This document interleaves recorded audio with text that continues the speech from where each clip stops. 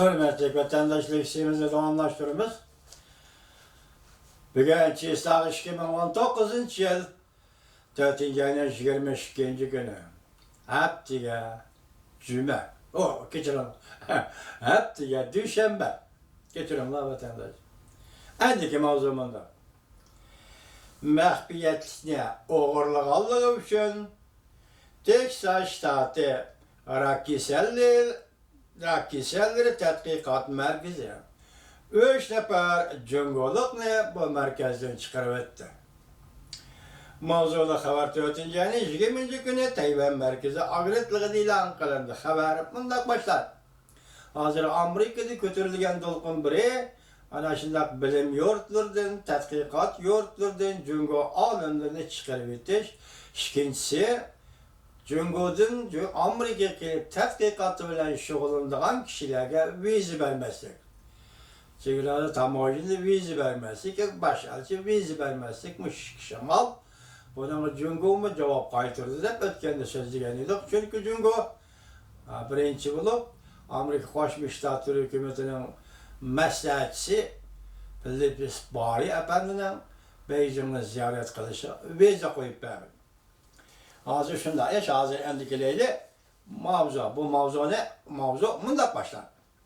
Federal Devşiriş İdaresi 5 nefer ilim-fen aliminden Amerika'da fen texniki neticelerini cünguğu münasebetli oğurluğallığını tekşirip çıkkandan keyin Texas ştatı Houston'ga joylashgan Texas ştatının merkezi Houston'ga joylashgan Rockefeller tadqiqot organi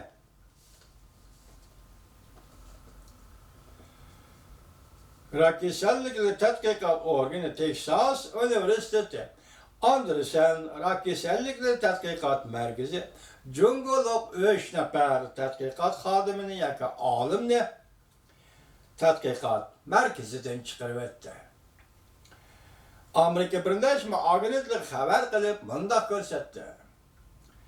Texas ştatı Anderson tadqiqot merkezi boshlig'i Peter Pettis Houston xabarlar gazetiga mundaq ko'rsatdi. Amerika Davlatlik Sayyor tadqiqot instituti o'tgan yil Anderson tadqiqot merkezi xat avatib 5 nefer hizmetçi xodim manfaat to'qinishiga chetilib qoldi.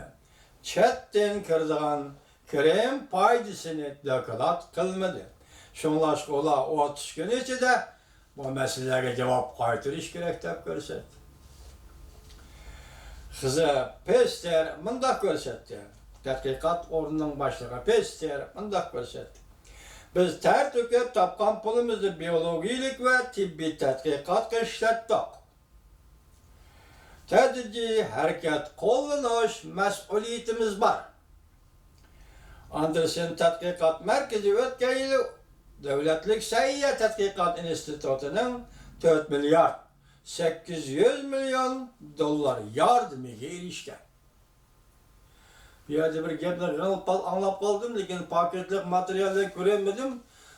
Amerikada tadqiqot organlari har soha bo'yicha tadqiqot organlari pulni o'zi chiqaradi ekan, jungoliq olimlarni taklif qilib, bu yerda mana maosh berib, hamma tadqiqotga aralash tadqiqot qilib ol bir ishlarni deb chaqirib, bu qaltis gap vatandosh.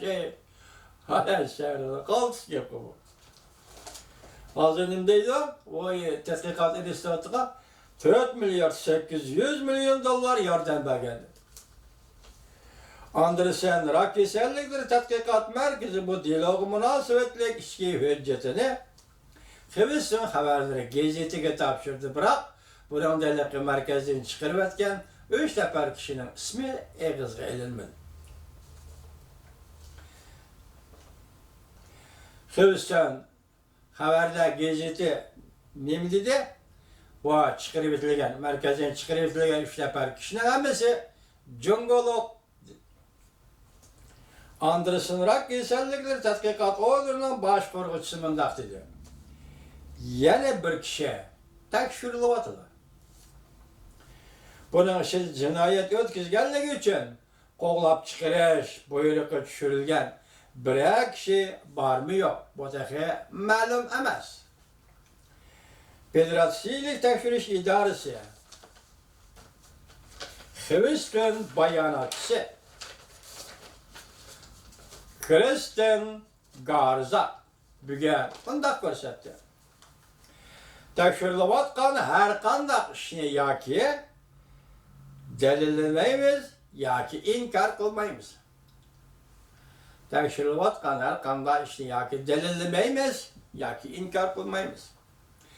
Hristiyan bundak ko'rsatdi va Peter Eskichirim bundak ko'rsatdi. Anderson rak kasallikleri tadqiqot markazi dunyoda birinchi darajali rak kasallikleri tadqiqot markazi degan inovatga erishgan.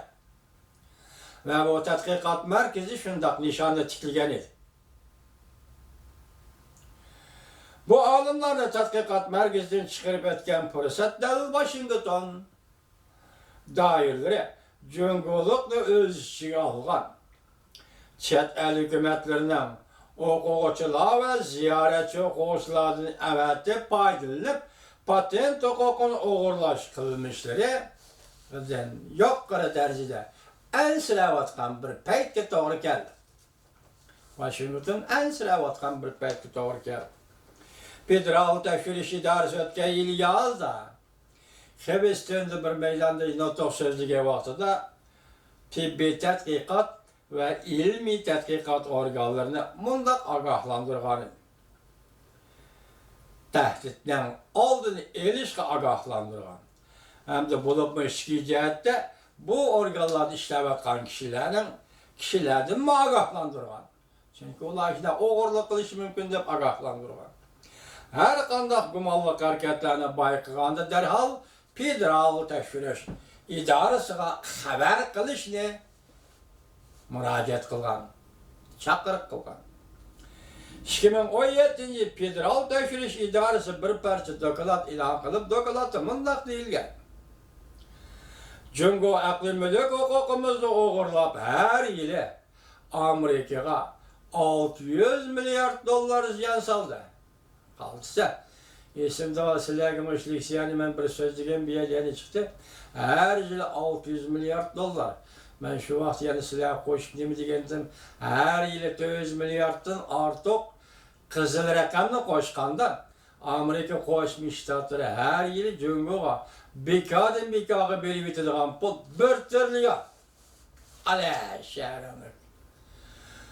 Rəndi mən söyümlük Amerika büyük devlet, muşu pulunuz bilen hazır. Kim biledi deyirsiniz? Cay-caylarla, Müslimlik Uygurustan cay-caylarla selinip atkan Cazalar yığılış lagerni Xitay belki muşu dollarını xərcləyəndə. Endi Amerikalıqlar oyğandı, devlet meclisime oyğandı. Hatta Xitayga bəgən nazuk material üskünələr, yani nazuk əsvablarını Uygurlar nəzərbənd qilishqa, nazaret qilishqa işlətgan əsvablarını işləb çıxarğan şirketlərə Amerika Qoşmuş Ştatları agahlandırış bə. Şunda 1 trilyon dollar değil vatandaş. Federal Tekshirish İdarəsinin başlığı Christopher Viray, Jungo'nun ismini atab, en zor ve köp taraflardan Amerika'ya təhdid salıdığan devlette batırgan. Onun yani Jungo'nun casusluk faaliyetleri Amerika'nın 50 ştatının hemmisi de callaq faaliyet kılıbatıdır. Amerika ve Xitay'ın casusları Amerika'da 50 ştatta, her bir ştatta hazır callaq faaliyet kılıbatıdır. Pester, Hristiyan xəbərdə gazetiga mundaq dedi. Bu hazır Amerika dost kilibatkan en eğer muammalarının biridir. Bir kısım Cungoliqlar nemi dedi? Mundaq dedi. Bundaq besim işletiş hareketi irqchilik manzilisini suratləb birildi. Tədqiqat besiş hasıl qilishqa foydasiz. Gördünüz ustakiler Cungoliqqa shunchalik ziyon silib, endi nindaydi irqchilik qilyapti Amerika. Hey Xitoy, hey. Sen 100 degan narsaning nima ekanligini bilmaydigan inson.